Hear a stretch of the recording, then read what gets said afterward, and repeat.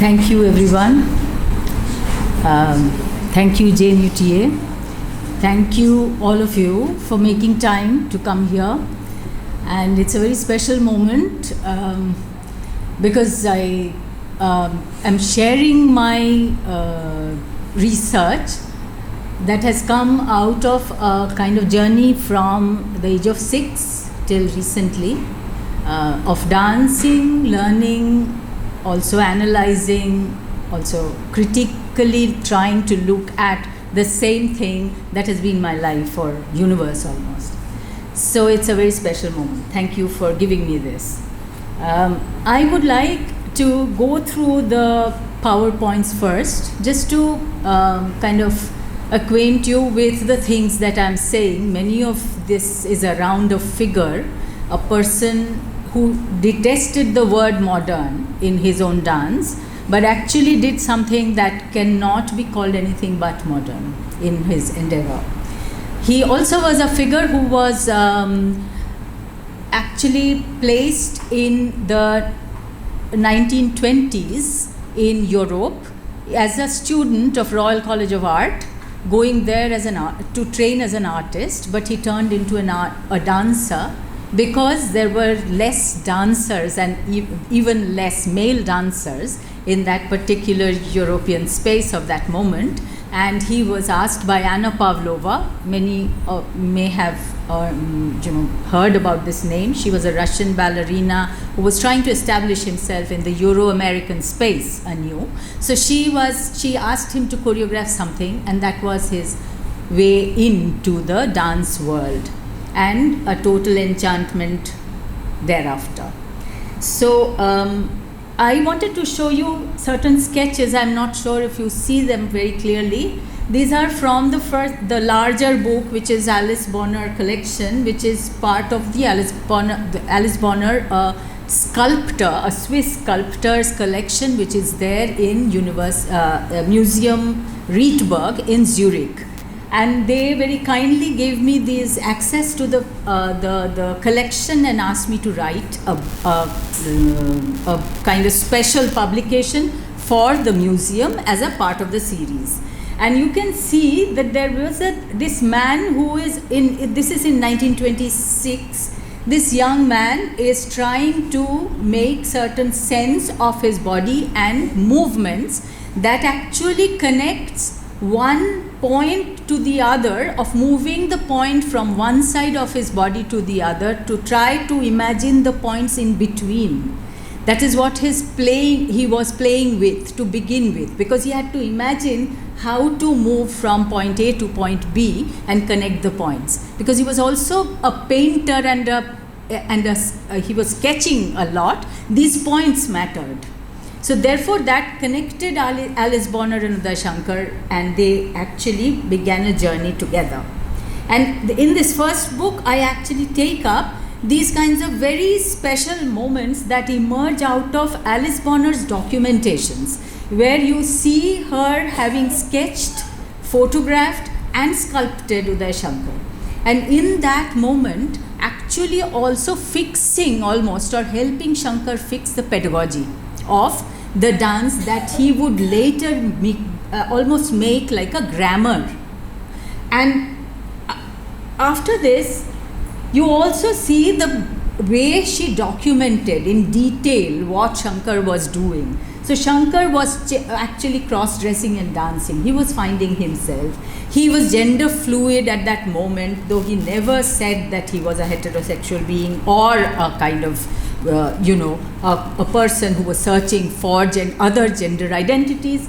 But he was also doing movements that we never see him do in the later film that he made, where we document his mature movements, where he has already traveled from this experimental space to a space where he knows his movements, he knows the way in which he would teach the movements and his pedagogy. So he has traveled, but this documentation then gives us a glimpse of the past. It's also very important in that book was the connection that I could make with Alice Bonner's trying to Alice Bonner was a very well acknowledged sculptor, and also she wrote a lot of books on visual art history. And she was trying to imagine the sculptures with the centrifugal force and all the center of gravity that the sculpture actually needs, the sculpted body actually needs to stand in a perfect balance. And Uday Shankar continuously used those kinds of lines and played with them so that he could actually control his point of the way in which the balance would be held through the center of gravity. And that is something that we see in their work and her documentation continuously, when she figures out what he is doing when he is bending his head back and the body back while raising his leg on the other side, and how much of bending can then be adjusted within the body without losing the balance. So these kinds of movements actually creeped into Shankar's vocabulary. Now I come to the other book. This book actually kind of fed into the other book's archival work quite unexpectedly. I didn't know this archive existed, and through my journey through this book, I actually could get an idea of what I was expecting in terms of dance analysis. I knew the social story, I knew the history, the archive was giving me that, but dance analysis was not available to me. So this is the second book that has just been published, and I am talking mostly about this. I will read a short part from there, and these are the chapters. The chapters actually kind of divide Shankar's life in two parts. The first part is about 30 years, where Shankar emerges as the internationally known dance artist, choreographer, and a pedagogue. And he actually goes into a business venture as a kind of migrant dancer trying to find a route in a foreign space, foreign land.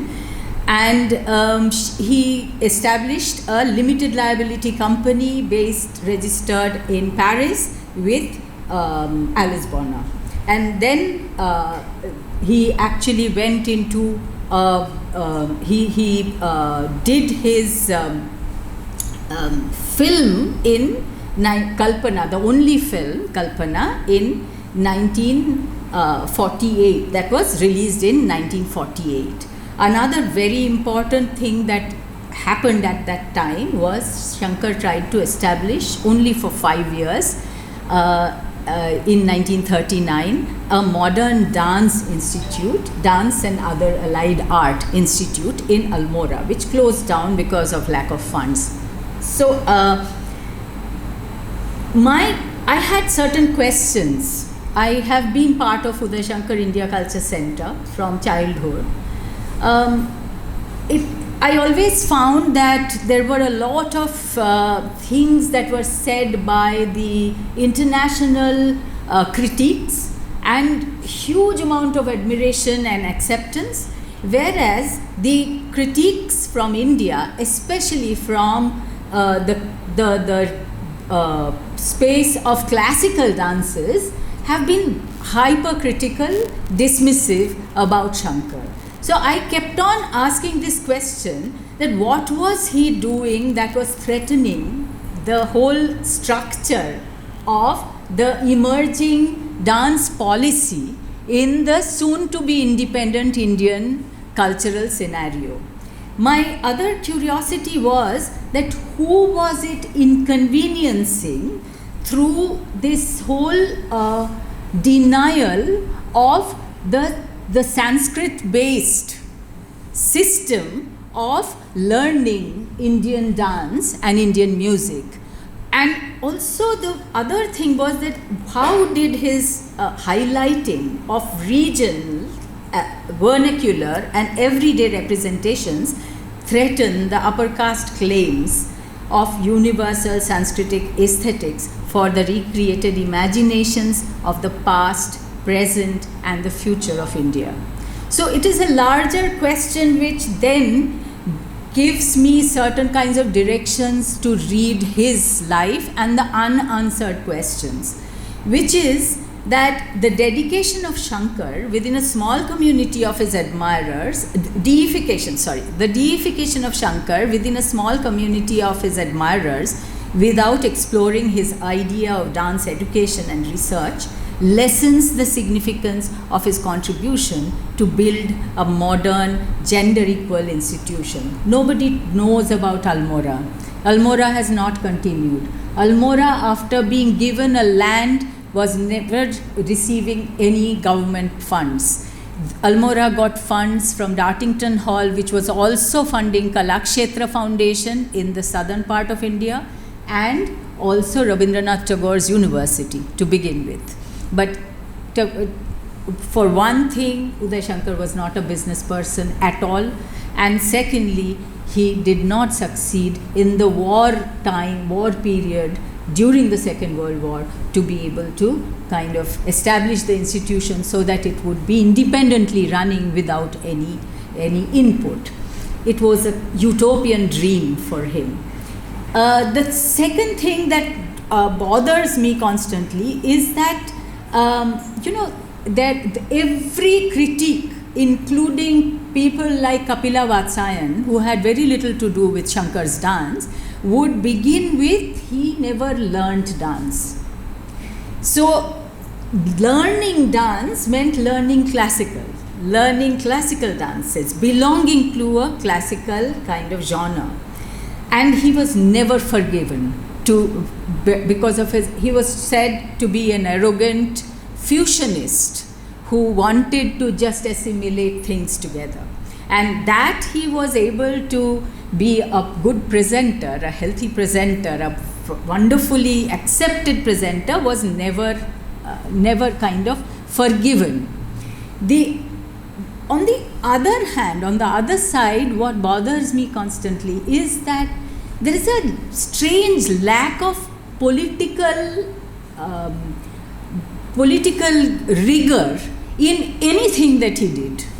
His dances were rhythms of India, so representation of folk dances, like just getting certain folk dances onto the stage and making them aesthetically presentable.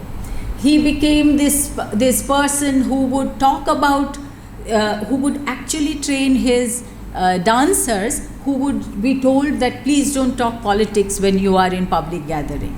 And this whole thing was happening when he started his troupe in 1930-31, and this was the post First World War scenario, but Europe was also again getting politically charged with fascism rising as a bigger kind of presence every year, and he would stop people from discussing that in public realms and caution his dancers or musicians from and saying that you will not speak about all this.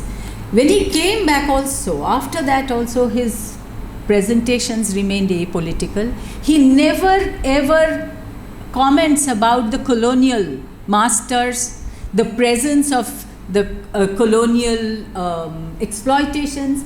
He talks generally in Kalpana. If you have seen Kalpana, I don't know, it is available on YouTube as the full Michael Scorsese's, kind of remade version. The version that is available is absolutely like a new film, so you can see it.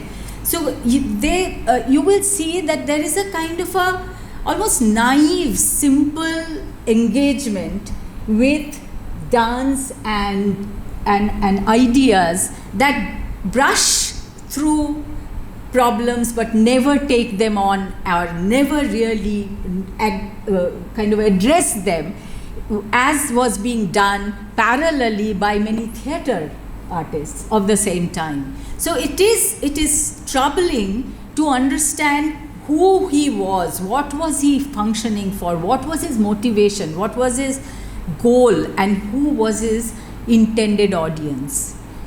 In a way, I kind of read a small section, a very, very small section now, just to make sense of the things that, I hope that you will read the book at some point to see that this dilemma configured through the chapters in the book. So, Shankar had, through his choreographic journey, clearly worked on the case of dance bodies to highlight a certain format of aesthetic of attitude, stance and movement of human bodies. The differences in embodiment due to social privilege and hierarchy, marginality, work, gender, emotions and specific circumstances of service by hierarchically lower humans to upper castes and classes were passed through as aesthetic and passed through an aesthetic lens to become an acceptable part of his choreographic vocabulary through pushing the ability of improvisation for each and every dancer. A part of Shankar's important legacy is perhaps to establish for the next generation of dancers the assimilation of the binary of the modern everyday movements vis-a-vis the imaginary iconographic representation of the sculptured bodies from history simultaneously. For his own dance, Shankar's representation of differential masculinities took as reference the socially formulated presence of gender binaries in a patriarchal society as inevitable outcomes of the gender, class, caste, religion-based segregations. The argument about authenticity and legitimacy was used against Shankar in a bid to control his indirect challenge to the one-way transmission of embodied knowledge in dance through the Guru-Shishya Parampara. Shankar's legacy, given space within the dance pedagogy, creates a space for a modern conversation around the rights to contextual references, transmission of knowledge, and cultural legitimacy beyond hierarchical and hereditary control. The improvisational process propagated by Shankar Das was to learn to look for cues such as images and motifs, alphabets, numbers, monuments, geometric shapes, and almost everything and anything that generated a kinesthetic possibility in the dancing body. Communicative gestures led by human emotions and the patterns of movement of all living and non-living presences in daily lives interested him. If anything, Shankar was opening up the possibilities of creating new ways of being inspired by one's surroundings. He was teaching his students to be able to imagine different ways of using these inspirations to create new movements while deliberately refraining from the exact reproduction or even identifiable representation of the original inspiration. As mentioned earlier, also, Shankar saw as his pedagogical base the use of dance as an individually nurtured expressive skill, a community expression, and embodying of ensemble identity. A large part of Shankar's work, continued by his students and his wife Amala, has been to establish the importance of ensemble practice and coming together in dance through a process of pooling in of artistic labor as a group and not as an individual dancer. In the classes, the dancer was taught to register the smallest of impulses from the ensemble he or she shared his or her artistic space with. Dancing could be an individual act or a group act needing two very different kinds of agencies: effort, labor, and negotiations. The expression group feeling used by Zohra Sehgal, Narendra Sharma, and Amla Shankar is almost a legacy that is familiar to all the students who have been associated with Shankar's. This is signifying a challenge of the hypersensitive state of moving together as a group, anticipating and almost knowing without watching what the group members would be doing next.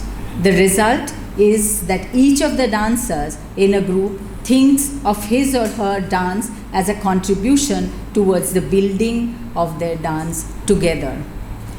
So I will show two small clips from the film Kalpana, but before that I just wanted to kind of begin introducing him, but the rest of the story of his life through these various stages, you will have to read the book to find out, I'm sorry. But I just wanted to say that most evaluations of Shankar's early career work attribute his fame to some Orientalist fascination of his Western audience of the late colonial times. For a handsome, good-looking man who is brown but not revoltingly so, a charming man, everyone agreed. His first experiment with choreography for Russian ballerina Anna Pavlova is viewed as more of a tableau than a dance. The trend of appropriation of dance and performance from the East was continuing in full force in the West. In fact, Anna Pavlova seemed to be doing the same thing when she invited Shankar to work with her. Shankar's writings and interviews often include gratitude for Anna Pavlova for inviting him to choreograph and dance with her. He saw this hierarchical collaborative process clearly as an achievement, and he remained grateful for the public visibility that his role as a dance partner, authenticator of Pavlova allowed him to be. So, and Shankar's, and then through life, actually he experimented with several things, moving away from just a kind of a tabloid kind of presentation to a presentation of ensemble, critical choreographies with large spaces, with large group of people, with an elaborate rehearsal process and elaborate learning pedagogy. So, and he remained ever restless. He experimented with shadow plays, first with Indonesian puppet related ways of doing shadow theatre, but then evolving on it, then also experimenting with films, and then finally moving to magic, off-screen, on-screen, plus shadow, plus film kind of collaborative acts. And Shankar's ever restless urge to mobilize his everyday realities in his creative dance seems to have been pushed to work with embodied creative possibilities. It is helpful to think of this restlessness as a product of his transcultural exposure. These experiments with human movements, stage, lights, film, scenography, and magic create a space for Shankar within the cultural history specific modernity in India, as his work leads to a range of performance processes and products which may be seen as diverse experimentations and life projects where nothing remains static or stable. I will just end with these two videos. Have I gone over time?